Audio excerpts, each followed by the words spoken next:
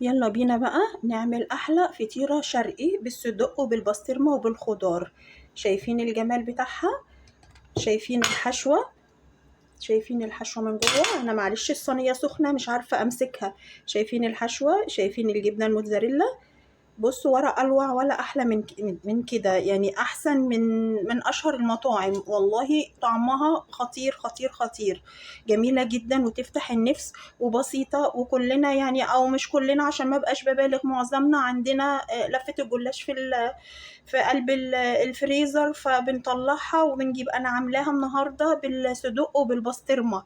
انتي تقدري تعمليها باي حشوه عندك، بس بجد الصدق والبسطرمه مع الخضار الفلفل الحامي والبارد والكلام ده كله موديها في حته تانية. فجميله جدا جدا جدا، ويا ريت تجربوها هتعجبكم قوي. فيلا مع بعض نشوف ازاي عملنا الفطيره الشرقي الجميله دي حبيبي. ونبدأ زي ما تعودنا، بسم الله الرحمن الرحيم، والصلاة والسلام على أفضل المرسلين سيدنا محمد عليه أفضل الصلاة والسلام. أنا عندي هنا طاسة وحاطة فيها حوالي معلقتين زيت، وهولع عليها النار وأحط الطاسة لغاية ما الزيت يسخن زي ما احنا شايفين كده. الطاسة سخنت والمعلقتين الزيت اللي أنا حطاهم سخنوا.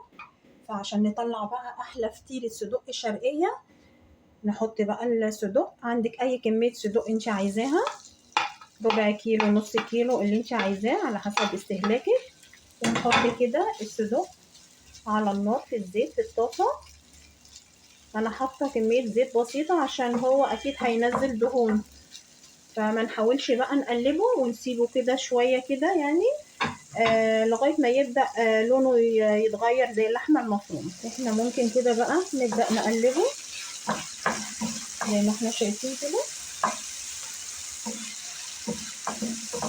مجرد بس ما لونه يتغير كله.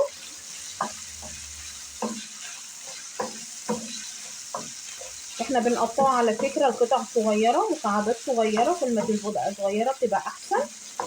وعشان تملكي ان انت تقطعيه مكعبات ويطلع مظبوط، المفروض تجمديه شوية في الفريزر. ولو طازة تعمليه بحاله الواحدة بوحدتها كده، وبعد ما يتشوح ممكن تطلعيه وتقطعيه القطع اللي انت عايزاها. هو كده خلاص اتشوح. بنجيب بصلاية متقطعة قطع برضو مكعبات صغيرة، لو عايزة تقطعيها جوانح عادي قطعيها. وبرضو بنقلبها، ناخدها تقليبتين 3 كده معاها. تمام. دي طبعا حشوة الفطير عشان نعمل بقى احلى فطيرة شرقية بالصدق والخضار. فان احنا بنحتاج نعمل الصدق بنشوحه كده مع البصل وبقية المكونات التانية اللي هنبدأ نحطها مع بعض خطوة بخطوة كده. خلاص هنفضل بس نقلب كده كام تقليبة لغاية ما البصل يبدأ، يعني احنا عايزين الحاجة مش مهرية مش مستوية قوي، فاحنا هنقلبه تقلبتين 3 كده وبعدين نكمل نحط عليهم بقية. هنبدأ نحط كده يعني حوالي ربع معلقة كبيرة توم على البصل والصدق، وبرده ناخده تقليبة كده.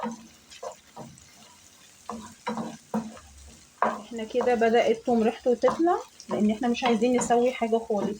اول ما نشم ريحة التوم هنبدأ ننزل بفلفل ايا كان، احمر اخضر سبايسي اي حاجة يعني على حسب الرغبة. بننزل بيه فلفل احمر وفلفل اخضر حامي وبارد. تمام. وفي طماطم اهي في الطبق، بس الطماطم دي هنحطها في الاخر عشان ما تستويش. تمام كده. انا نزلت بالفلفل برضو، هناخده برضو تقليبتين.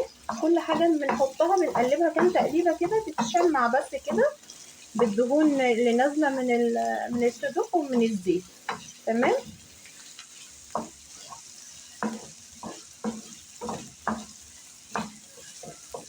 انا كده خلاص هبدأ احط برضو الطماطم، هي طماطمايه وسط او صغيرة عادي يعني، كل حاجة ايه وسط كده. وهبدأ برضو اخدها تقليبة كده، مش عايزة حاجة تستوي زي ما اتفقنا، بس تتشمع بس بالدهون كده. باخدها تقليبة. تمام. وفي مكون تاني هنحطه برضو، والمكون دوت انا عملته معاكم برضو على القناة، هتشوفوه دلوقتي. هنزود كده وهنقلبه تقليبتين كده وهنطفي بقى عليه. تمام.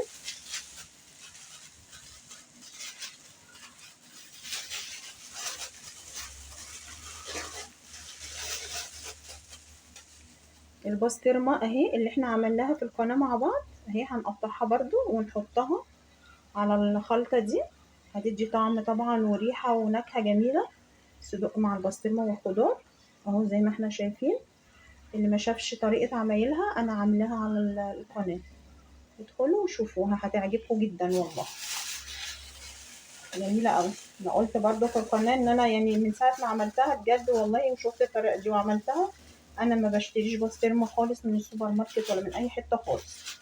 فانا كده هي حطيت البسطرمه بعد الطماطم وهاخدها بس تقلبتين اتنين وكده ايه الحشوه بتاعتنا هتكون جاهزه. شمم بس البسطرمه النار.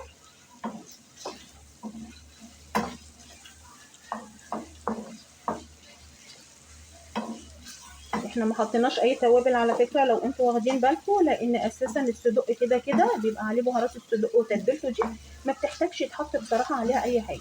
انا كده خلاص هطفي عليها بقى والحشوه بتاعتنا هتكون جاهزه. احنا دلوقتي هنبدا نجهز التشريبه اللي احنا هندهن بيها الفطيره. تمام. هنجيب بوله وهنجيب كوبايه حليب ونحطها في البوله. تمام. التشريبه دي على فكره انا عملتها على القناه برضو مع صوابع الجلاش باللحمه. وهنجيب نص كوبايه ربع كوبايه انا حاطه زيت على سمنه، هي المفروض انا عاملاها في الجلاش زيت بس، وزودت نص معلقه سمنه، بس انا هنا سيحت ربع الكوبايه زيت على سمنه زي ما انت عايزه. تمام. حطيت ربع كوبايه زيت على سمنه وهحط بضايه. تمام. وهحط بضايه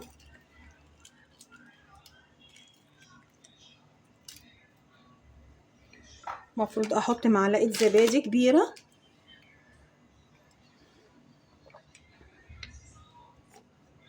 يعني يعتبر نص زبدة، معلقه زبادي كبيره اهي. تمام. وهنحط معلقتين نشا كبار ومعلقتين دقيق كبار وربع معلقه كده او تلت معلقه بيكنج باودر صغير، دي عشان تعمل التوريقه. تمام. هنحط كل الحاجات الجافه هنا كده، وهنحط رشه فلفل اسود عشان خاطر البيضه، وهنحط يا دوبك يعني رشة ملح صغيرة خالص، لان احنا عارفين ان عجينة الجلاش بتبقى مملحة مش بتحتاج ملح كتير. تمام كده. انا كده حطيت كل المكونات اللي عملت منها، انا هعمل منها التشريبة اللي هدهن بيها طبقات الجلاش. هبدأ بقى ان انا اخفقهم كده مع بعض لغاية ما تجانسوا زي ما احنا شايفين كده. الخليط كله تجانس مع بعضه، ضربته بالمضرب والخليط تجانس. هو بيبقى خليط خفيف كده يعني مشابه لخلطة اللي هي الكرنبيت المقلي شوية، فهو دوت بيبقى الخليط. تمام. هنركنه بقى على جنب. وانا جايه عامله صينيه، محضره صينيه ودهناها دهنه سمنه في كل الصينيه وفي الحواف بتاعتها، ومعايا لفه الجلاش. وهنبدا دلوقتي نعمل الفطيره. بصوا مفيش مشاكل لو ورقه الجلاش مقطعه ولا حاجه زي دي، مفيش اي مشكله. احنا بنجيب الورقه المفروض ان احنا نحط نصها جوه كده ونصها بره. تمام. بس دي عشان مقطعه، هي اول ورقه قابلتني كانت مقطعه كده بنفس الطريقه دي كده. تمام.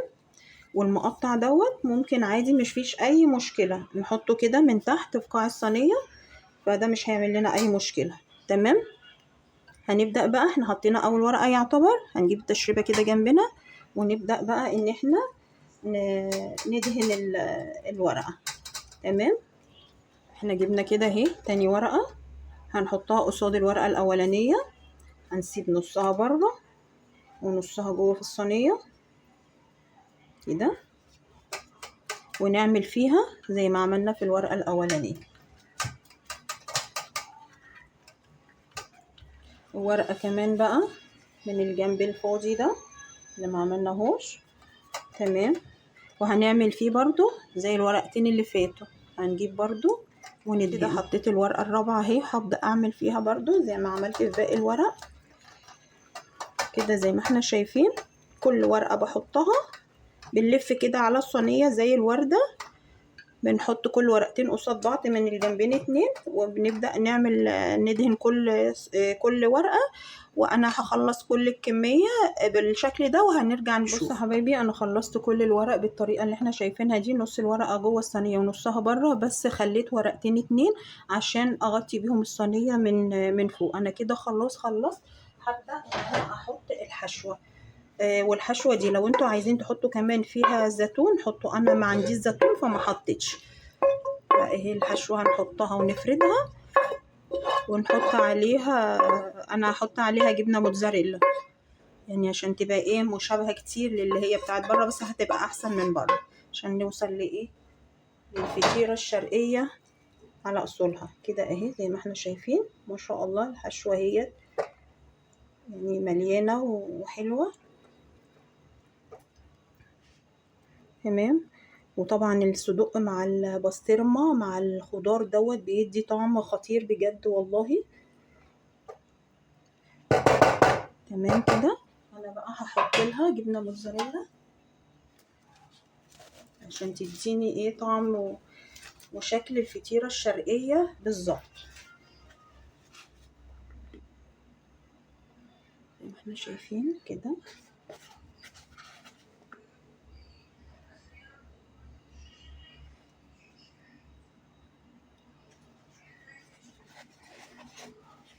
انا هحط الجبنه كلها من جوه، انا كنت هحط من بره بس مش هحط من بره، انا هحطها من جوه بس عشان ما تبقاش واخده شكل البيتزا، فاحنا عايزينها فطيره شرقيه، فاحنا لو حطينا من فوقيها بتبقى واخده وش بيتزا، فلا انا عايزاها ساده من فوق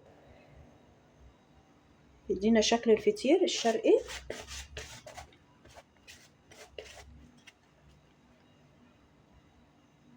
كده اهي.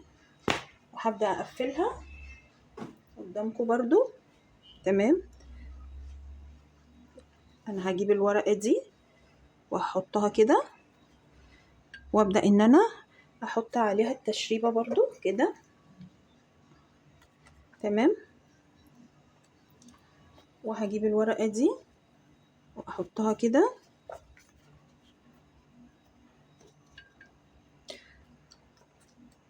وادهنها بالتشريبه برضو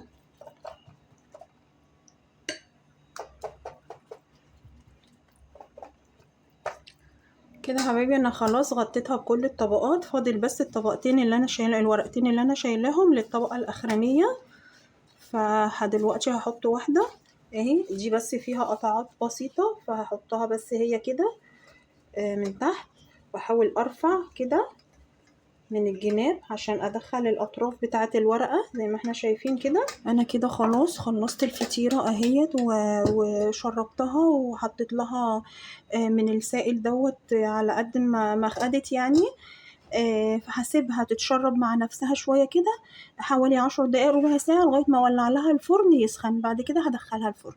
شكل الفطيرة أول ما طلعت من الفرن أنا طلعتها وهسيبها تهدى شوية وبعدين نرجع نقطعها مع بعض. احنا شايفين كده احنا قطعنا اهوت الفطيرة لمربعات، وشايفين كده الحشوة فيها عاملة ازاي، وشايفين اهو مطة الجبنة عاملة ازاي والحشو جوه عامل ازاي، وزي ما احنا شايفين كده هوريكم حتة من الصينية. بصوا التوريقات